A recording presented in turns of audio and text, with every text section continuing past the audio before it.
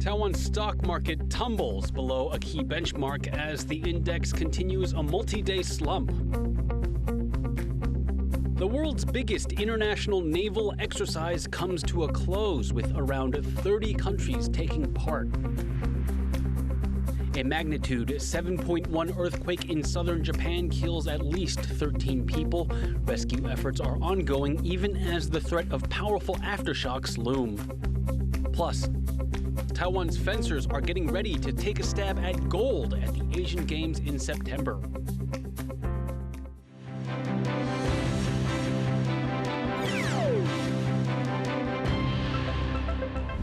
A warm welcome to TaiwanPlus News. I'm Leslie Liao.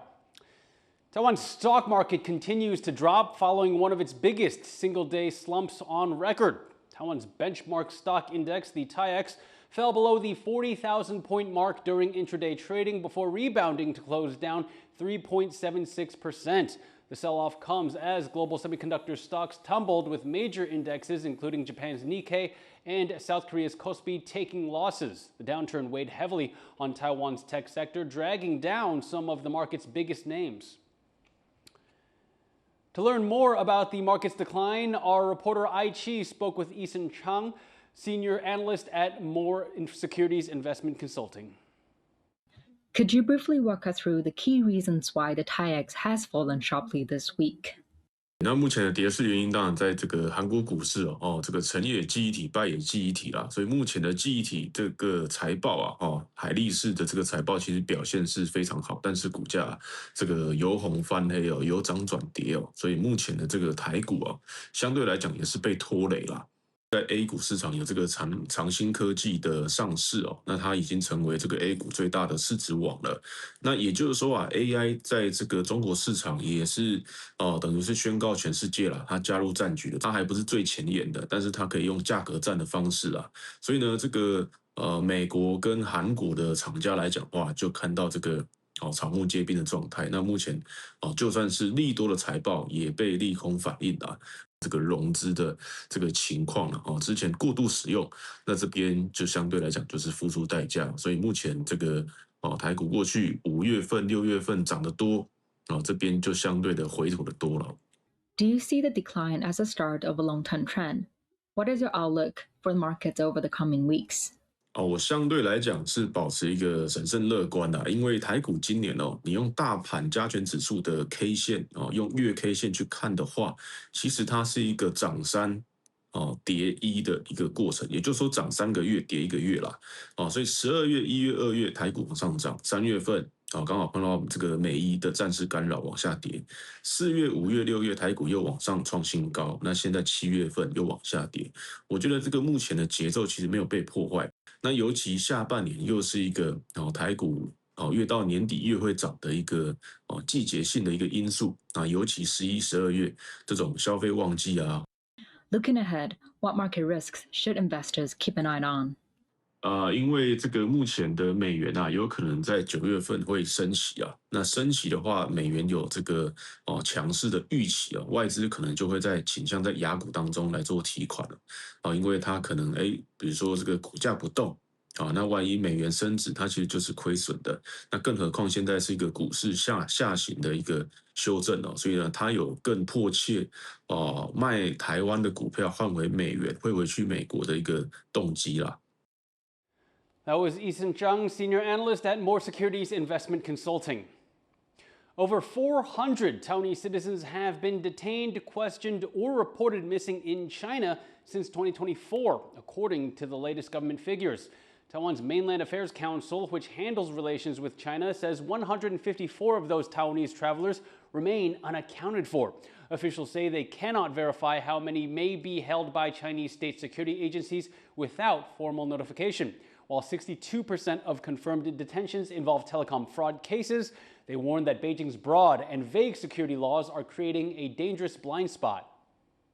那里面如果有涉及到国安的，基本上它是不通报的。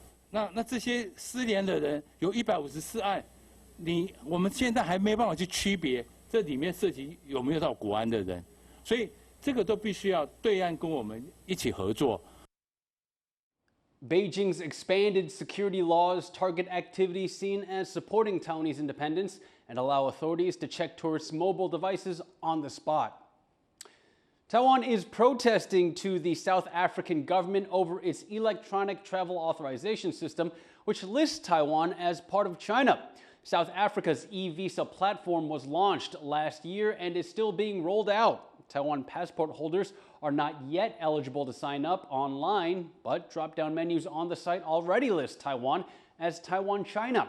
The Foreign Ministry says the Republic of China Taiwan is a sovereign state and not subordinate to the People's Republic of China. There's been ongoing diplomatic tension between Taiwan and South Africa. The two sides have been negotiating over Pretoria's request for Taipei to relocate and downgrade its representative offices in the country. RIMPAC 2026 is coming to an end. Even though Taiwan is not included in the biennial U.S.-led naval drills, there are ongoing efforts to boost the country's role in international maritime cooperation. Alan Liu has more. Allied forces carry out a sinking exercise. It's a powerful display as RIMPAC 2026 comes to a close. Over the past month, participating nations carried out 2 sinking exercises using the decommissioned USS Liao and USS Mobile Bay. Around 30 nations took part in the world's largest international naval exercise, led by the U.S. around Hawaii. While stopping short of naming any specific adversary, the U.S. military once again stressed the importance of multinational cooperation. This level of integration reflects an asymmetric advantage, interoperability with allies and partners that adversaries cannot match, and it strengthens our shared commitment to a free and open Indo-Pacific. While Taiwan was once again unable to play a direct role in the exercise, it continued its bilateral training with the U.S. In a rare social media post, the American Institute in Taiwan, the de facto U.S. Embassy in Taiwan, said the U.S. and Taiwan's Coast Guards are working together on maritime law enforcement exchanges, as well as search and rescue operations. Experts say the U.S. Congress has long supported Coast Guard cooperation between the two sides.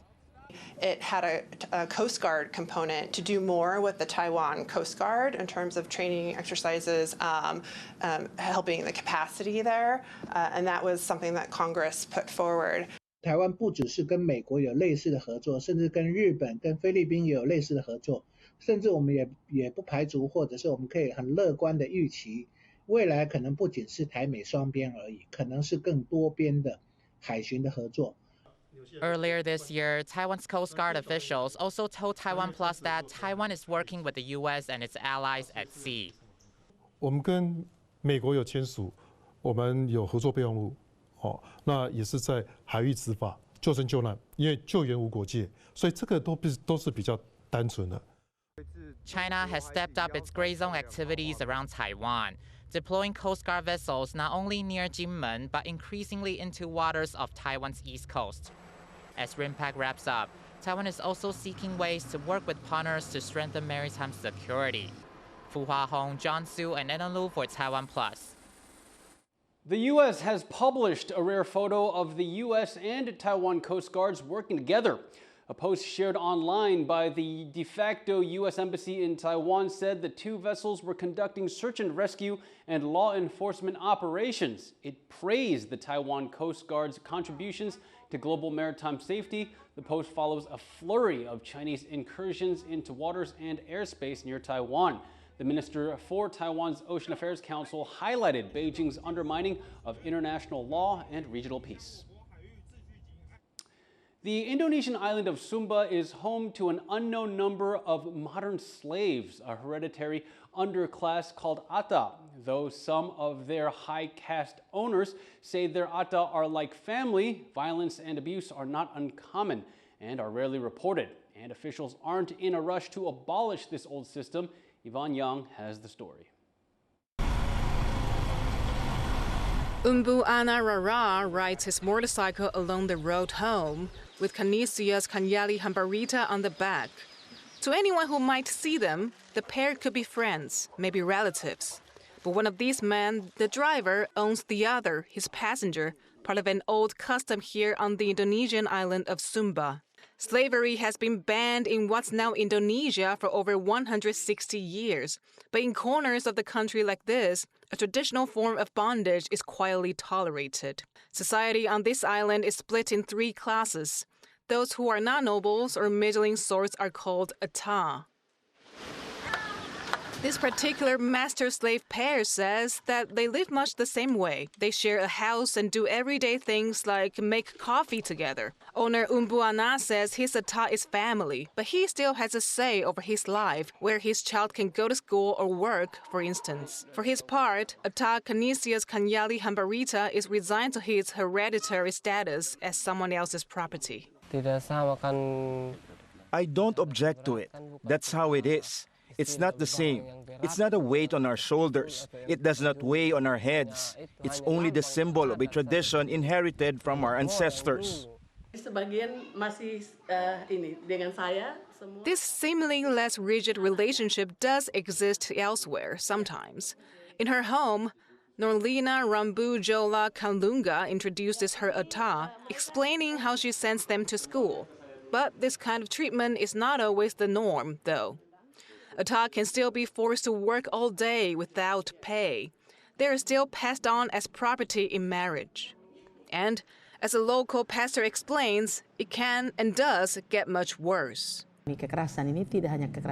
Slaves who experience violence do not only experience physical violence but also sexual violence, where the master can, in quotation marks, if we may say it, use his maidservant and that is not questioned. She says the local Protestant synod, a big deal on the island where 4 out of 5 people are Christian, does help in cases of violence against women and children, but they must speak up first. Few do. In fact, no one can even say for sure how many ata there are on this island of more than 300,000 people. Estimates vary from around 1,700, according to one social worker who asked not to be named, to several thousand. Groups like Human Rights Watch have urged Jakarta, 2,000 kilometers away, to put its ban on slavery into force and enforce anti-discrimination conventions.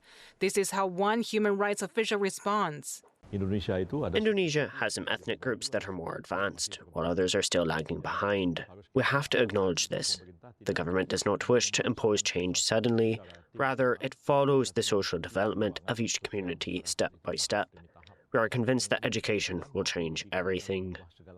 And so, an institution of enslavement and abuse goes on, with even those who break away still tied economically to their old masters, and slow justice, with investigations sometimes stretching over years for those few who do speak out. Yuan Duan, John Van Trieste, and Yvonne Yang for TaiwanPlus. Coming up after the break, South Korea is turning to AI to prevent suicides. More when we come back.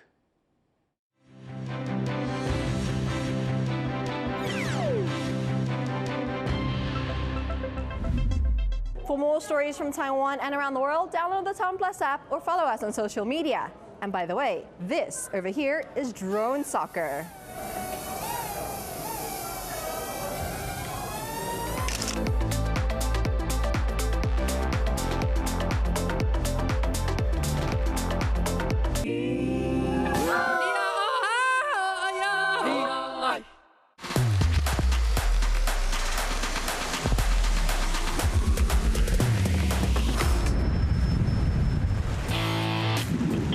There's so many things that I wish the world could see. It is amazing to watch this captain maneuver this giant ship. It takes 3 days to cook this. The flavor is unbelievable, incredible. And it's my turn to make something inspired by Chef Gore. It's going to be quite a challenge. Can you imagine that? It's surreal, yes, so real. I can't give up. I got some ass kicking to do. Nice move. We're pushing each other to explore and experiment in new, different ways. 5, 4, 3, 2. A warm welcome to TaiwanPlus News. Exploring the issues that matter to you. Not just to Taiwan, the whole world is watching. 很多时候是我们眼睛看不到的地方。 We might encounter mishaps and mistakes along the way. but at the end of the day, it just transmits something straight from the heart. Yes. Cheers. Bon appetit. It is about the fun, and it's about the glamour, and it's also about something much deeper than that. Sometimes you just gotta seize the opportunity. You just gotta do it. Have a place where you're appreciated for you exactly as you are, and where you can shine and be seen.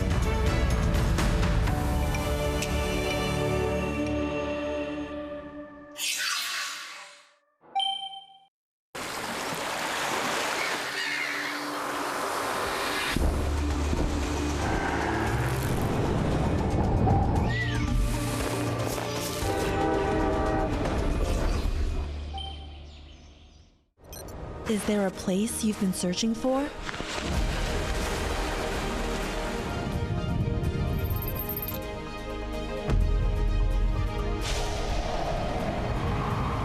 We bring you stories not just to Taiwan, Exploring the issues that matter to you.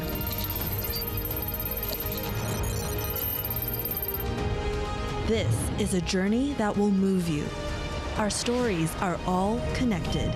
TaiwanPlus.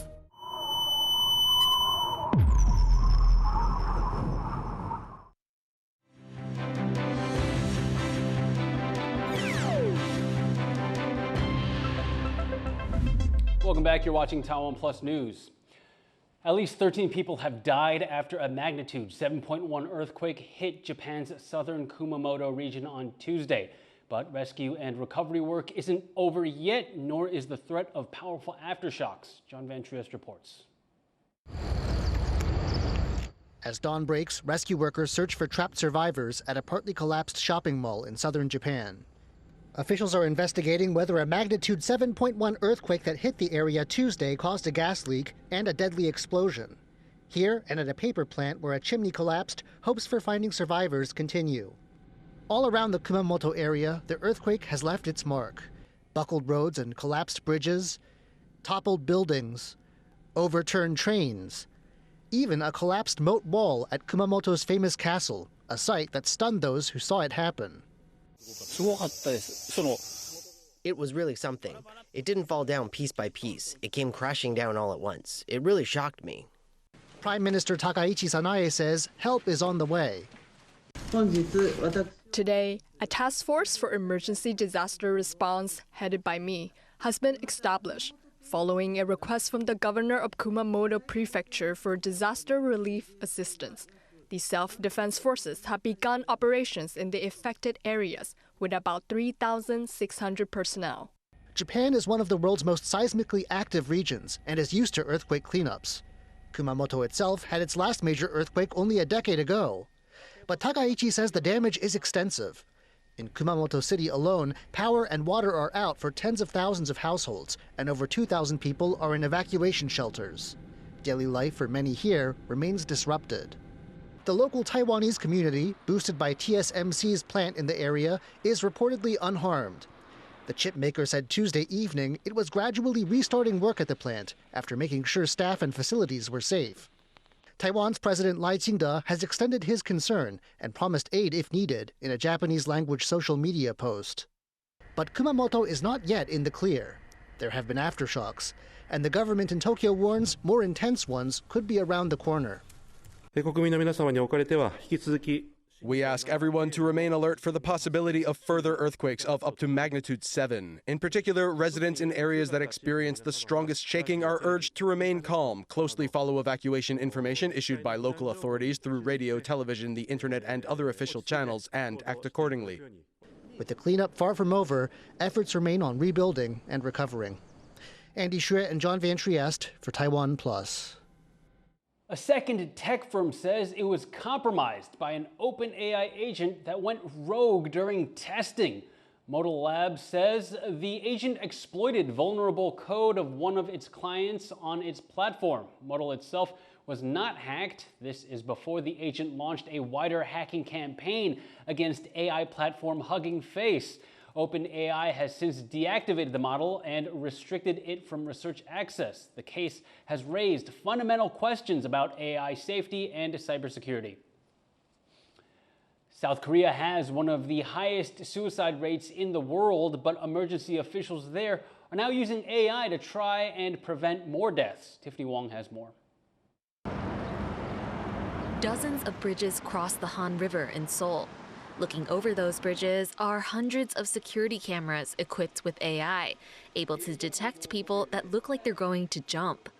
The river is a common site for suicides in South Korea, where the suicide rate is one of the highest in the world, with about 29 deaths per 100,000 people. But with these cameras installed since 2021, surveillance specialists say they've been able to get to those in need faster and improve their rescue rate. The role of the AI is to first detect all moving objects within the bridge. It then distinguishes whether they are people or not. If an object that has been identified as a person performs a certain action, a pop-up screen like this is displayed to our operators. Emergency crews are usually able to reach those people within 5 minutes, talking them down and getting them help. And the rescue rate has gone up from 56% in 2012 to 99% now. Some people say, why stop someone who wants to die? It's their personal freedom, so why interfere? But that's not how we see it. We believe it could be a wrong decision, so we want this to serve as a tool that gives them a chance to stop and think one more time before making that choice. Japanese company Asila is developing a behavioral analysis system like the one used in Seoul. Cameras hooked up to its AI tool can detect suspicious behavior, like people entering normally unoccupied areas or standing on rooftops. Security and station staff use this tool to monitor people's behavior, to keep an eye on people who may be in trouble, such as when they collapse or fall, or to detect signs of what is likely to happen next by identifying certain movements. But getting to the site early is not always enough. In 2025, cameras on 17 bridges along the Han River detected more than 1,200 potential crisis situations. But Kim from the control center says about 8 people could not be saved. And Asila's chief product officer points out that preventative mental health help could be even more useful to bring down the suicide rate. As South Korea and Japan grapple with high-stress societies, these cameras are just one tool for emergency officials to use to reach those in need. Chris Ma and Tiffany Wong for TaiwanPlus. If you're in Taiwan and having thoughts about suicide, please call Lifeline Taiwan International at 1995. Taiwan's top fencers are sharpening their skills for the Asian Games in Japan this September, hoping to bag the nation's first ever medal in the sport. Our reporter Sandy Chi met them in training.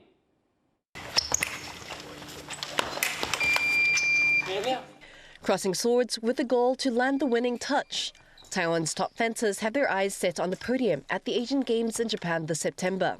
This time, Taiwan is sending a total of 8 fencers to the Games. Among them, the men's epee team has qualified for the first time in 36 years. Their coach believes they're ready. 那我们男子锐剑的话，从去年9月就进来国训，然后我们有集体在国训这边一起训练，那个强度是够的，所以我们从去年9月到现在的话，我们男子锐剑的实力真的进步了非常多，所以到目前为止以团体来讲的话，我们确实是准备好了。 因为我们男锐很久没有就是进亚运了，当然是期许就是不管是我们的个人团体都可以拿到好成绩，而且因为这段时间我们这样子打团体赛下来，我会觉得我们配合的还不错，所以我们认为说这次亚运我们的夺牌机会是蛮大的。